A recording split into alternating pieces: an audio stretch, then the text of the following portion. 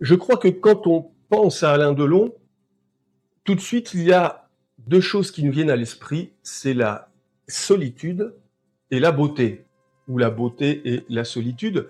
Mais je crois que ce sont 2 vertus qui lui vont tout à fait. Alors est-ce que sa beauté le rend solitaire? Je n'en sais rien, je ne vais pas faire de la psychanalyse de comptoir. Cette fameuse solitude d'Alain Delon, qui fait partie vraiment de son ADN, je vous propose de regarder un extrait d'une très bonne émission qui a malheureusement disparu, qui s'appelait Thé ou Café, qui était diffusée le matin et animée par Catherine Sellac.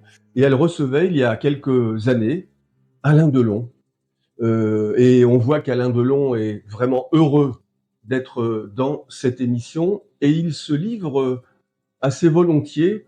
C'est quand même quelqu'un d'assez secret et pour le faire parler, il faut se lever de bonne heure. Ça tombe bien que ce soit le matin, cette émission. Et écoutez cet extrait où il parle justement d'où vient cette solitude et forcément tout vient de l'enfance. L'enfance, c'est la clé de toute personnalité. Comme dit le poète, on ne guérit jamais de son enfance.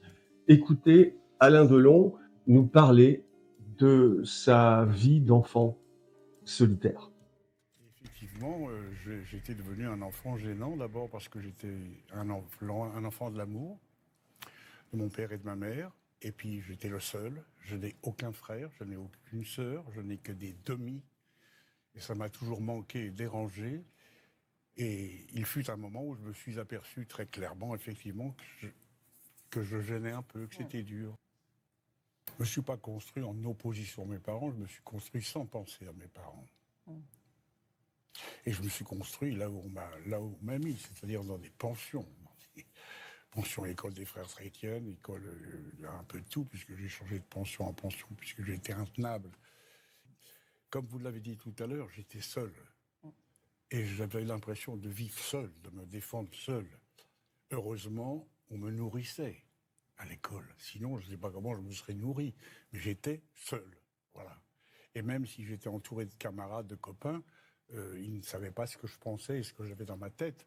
Moi, je pensais à une famille qui n'était pas là. Je pensais au dimanche où ils sortaient. Moi, je restais consigné.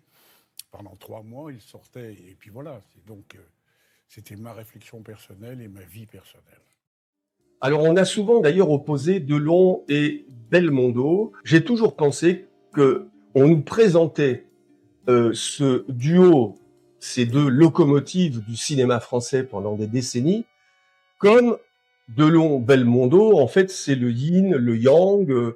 Je schématise, mais c'était toujours Bébel, l'homme populaire sympa, et Delon, l'homme froid, solitaire, un peu aristocratique, mais c'est exactement le contraire. Belmondo, c'est quelqu'un qui vient de la grande bourgeoisie. Son père est un sculpteur reconnu.